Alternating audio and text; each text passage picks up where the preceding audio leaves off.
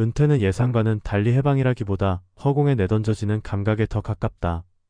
오랜 시간 동안 매일 아침 출근을 했고 퇴근 후에 저녁이 늘 소중했으며 그 일상이 반복되던 시간 속에서 사람들은 삶의 방향과 질서를 느꼈다. 그런데 어느 날 갑자기 더 이상 출근할 곳이 없고 나를 기다리는 사람도 없고 무엇보다 나를 규정해 주던 직장인이라는 정체성마저 사라졌다는 사실 앞에서 많은 이들은 깊은 공허함에 빠진다. 은퇴는 단순히 일을 그만두는 것이 아니라 삶의 리듬과 역할, 사회적 관계와 자존감을 동시에 잃는 커다란 전환이다. 누구나 언젠가는 마주하게 될 이 전환점에서 어떻게 다시 마음을 추슬러 나아갈 수 있을까? 지금 우리는 은퇴 후 공허함을 정면으로 마주한 3명의 사례를 통해 그 회복의 길을 함께 따라가 본다. 첫 번째 사례는 64세 김진수 씨다. 대기업 임원으로 정년 퇴임을 한 후 그는 처음엔 이 자유가 마냥 좋을 줄 알았다고 말했다. 아침마다 느긋하게 일어나 커피를 마시고 아내와 함께 산책도 하고 그렇게 여유롭게 지내는 날들이 영원할 것 같았다. 하지만 한 달이 지나자 그는 느닷없는 허무함에 사로잡혔다. 평일 낮에는 갈 곳이 마땅치 않았고 친구들 역시 각자의 삶에 바빠 연락이 끊기기 일쑤였다. 어느 순간부터는 낮잠을 자는 횟수가 늘었고 밤엔 잠이 오지 않았다. 특히나 일요일 저녁이면 기이하게도 마음이 더 무거워졌다. 예전엔 그 시간에 내일 출근할 준비를 하며 스스로를 다잡았지만 이제는 그럴 필요조차 없다는 사실이 자신을 더욱 무가치하게 만들었다. 김 씨는 그렇게 3개월을 무기력하게 지냈고 우울 증세로 병원 문을 두드리게 되었다. 치료와 상담을 받으며 그는 서서히 자신에게 새로운 의미를 만들어야 한다는 결론에 도달했다. 결국 그는 노인복지센터에서 자원봉사를 시작했고 자신이 쌓아온 경영 경험을 지역 사회청년 창업자들에게 멘토링하는 프로그램에 참여하게 되었다. 그제야 그는 출근하지 않아도 내가 갈 수 있는 곳이 생겼고 누군가를 돕는 일이 다시 나를 살아있게 만든다고 말할 수 있었다. 두 번째 사례는 62세 윤정호 씨의 이야기다. 윤 씨는 교사로 35년을 재직한 뒤 정년 퇴직했다. 그에게 교직은 단순한 직업이 아니라 삶의 중심이었기에 퇴직 후에도 한동안은 강의 노트며 수업 자료를 정리하며 지냈다. 하지만 학생들과의 교감, 교무실에서의 소소한 잡담, 수업 후의 만족감 등 그가 누려왔던 감정들이 사라지고 나자 삶이 갑자기 텅 빈 느낌이었다. 그는 주말이면 아이들과 손주들이 찾아오기를 기다렸지만 그런 날은 손에 꼽을 만큼 드물었다. 결국 그는 책만 들여다보는 삶에 지쳐갔다. 그러던 어느 날 그는 지역 평생교육원에서 시니어 문해교실 강사 모집 공고를 보게 되었다. 처음엔 망설였지만 다시 누군가를 가르칠 수 있다는 사실만으로도 가슴이 뛰었다. 그렇게 시작한 문해교실 수업에서 그는 늦깎이 학습자들의 열정에 감동했고 자신의 경험이 여전히 누군가에게 가치 있다는 사실에 힘을 얻었다. 그는 출근은 없어졌지만 여전히 누군가를 만나러 나가는 아침이 생겼다고 말했다. 그의 마음은 다시 목적을 찾았고 공허함은 자연스레 의미 있는 관계 속에서 희미해졌다. 세 번째는 70세 장세훈 씨의 사례다. 그는 건설 현장 감독으로 은퇴 후 농촌으로 귀촌했다. 은퇴 전에는 매일 소음과 분주함 속에 살았기에 시골의 고요함이 오히려 위안이 될 줄 알았다. 그러나 몇 달이 지나자 그 정적은 공허로 변했고 그의 마음도 점점 메말라갔다.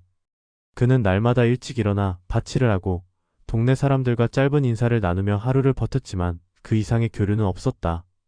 그는 사람을 그리워했다. 어느 날 근처의 중학교에서 자원봉사자를 모집한다는 소식을 듣고 그는 용기를 내어 상담 역할을 맡게 되었다. 학생들과 직접적으로 대면하지는 않지만 학교 행사나 진로 탐색 시간에 도와주는 역할이었다. 그는 자신의 삶이 아이들에게는 사회에서 살아온 어른으로 다가갈 수 있다는 것에 놀랐다. 아이들은 그의 말을 경청했고 그는 그들과 소통하면서 잊고 지냈던 활기를 되찾았다. 더 이상 출근 도장은 찍지 않지만 그는 매주 학교에 간다. 마음이 다시 걸어갈 곳을 찾은 것이다. 이 3가지 사례는 은퇴가 끝이 아니라 또 다른 시작임을 보여준다. 일이라는 틀이 사라졌을 때 생기는 공허함은 단지 시간이 많아져서가 아니라 삶을 구성하던 관계와 역할이 사라지기 때문이다. 따라서 그 빈자리를 메우는 방법은 단순한 시간 때우기가 아니라 삶의 목적 재구성에 달려있다. 어떤 이는 봉사에서, 어떤 이는 교육에서, 또 어떤 이는 세대 간의 만남에서 새로운 길을 찾았다. 공통점은 그들이 자신이 여전히 사회와 연결되어 있다는 감각을 되찾았다는 데 있다. 마음이 갈 곳을 잃는 순간은 누구에게나 찾아올 수 있다. 하지만 마음이 향할 수 있는 곳은 스스로 만들어갈 수 있다. 은퇴는 삶의 갈피를 다시 짚는 시간이다. 길을 잃은 것이 아니라 다른 길 위에 선 것이다. 그리고 그 길 위에서도 충분히 걸을 수 있다. 아니, 그제야 비로소 자신의 걸음을 되찾는 사람도 있다. 은퇴 이후 찾아오는 공허함은 단순히 시간이 남아서 생기는 문제가 아니다. 오히려 이는 오랫동안 유지되어 온 정체성과 사회적 연결망이 갑작스레 사라지면서 발생하는 심리적 공백에 더 가깝다. 그동안 우리는 직업을 통해 자신을 설명했고, 출근이라는 행동을 통해 하루의 리듬을 유지했으며, 조직 안에서의 역할을 통해 소속감을 누려왔다. 그런데 은퇴와 동시에 그 모든 것이 중단된다. 출근하지 않아도 되는 자유는 곧 어디에도 필요하지 않은 존재로 느껴지는 상실감으로 바뀌고 하루하루에 반복되는 정적은 삶의 동력을 잃게 만든다. 특히 남성들의 경우 일 중심의 삶을 살아온 이들이 많기에 은퇴 후 정체성의 위기는 더 깊고 날카롭게 다가오는 경향이 있다. 문제는 이러한 공허함이 단지 감정의 문제가 아니라 신체 건강과 사회적 관계, 나아가 노년기의 삶의 질 전반을 좌우하는 핵심 요소라는 점이다. 연구에 따르면 은퇴 후 우울감이나 상실감을 겪는 이들은 신체적 질병 발생률도 높아지고 사회적 고립에 빠질 가능성도 커진다. 하지만 반대로 말하면 이 시기의 정서적 회복과 재정립은 노년기를 더 단단하게 만들어주는 계기가 될 수도 있다. 따라서 공허함을 견디거나 외면하는 것이 아니라 적극적으로 새로운 삶의 동력을 찾는 접근이 필요하다. 여기서 핵심은 두 가지다. 첫째는 역할의 재구성이고 둘째는 관계의 재설계다.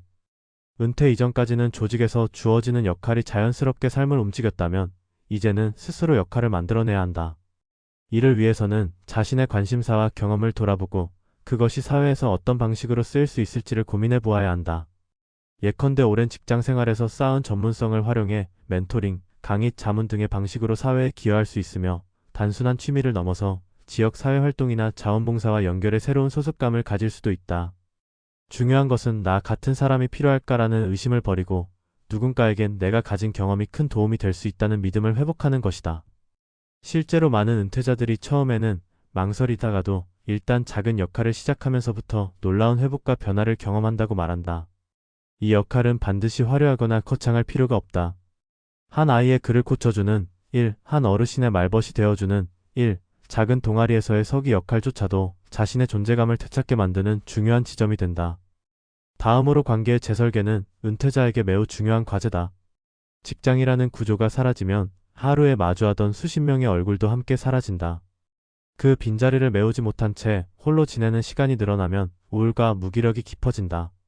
따라서 은퇴 이후에는 의식적으로 관계를 확장하고 유지하려는 노력이 필요하다. 이를 위해서는 기존의 가족 관계를 더욱 긴밀히 다지는 것도 중요하지만 새로운 관계망을 구축하는 데 주저하지 않아야 한다.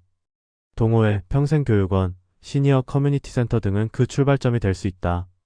이 과정에서 주의해야 할 것은 지나친 기대보다 자연스럽게 스며들기에 초점을 맞추는 것이다.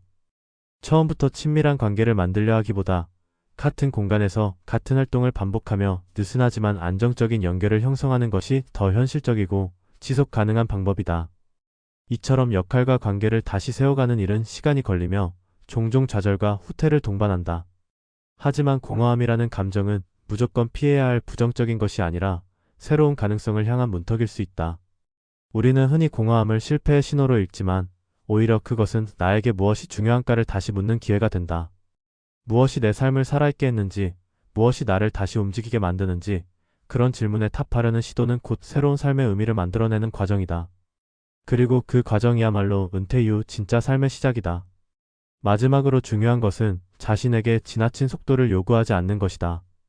은퇴 직후 모든 것을 계획하고 바로 실행하려는 태도는 오히려 더 큰 부담이 될 수 있다. 오랜 시간 일에 집중해온 삶에서 벗어난 후 느릿한 재정비의 시간이 필요하다.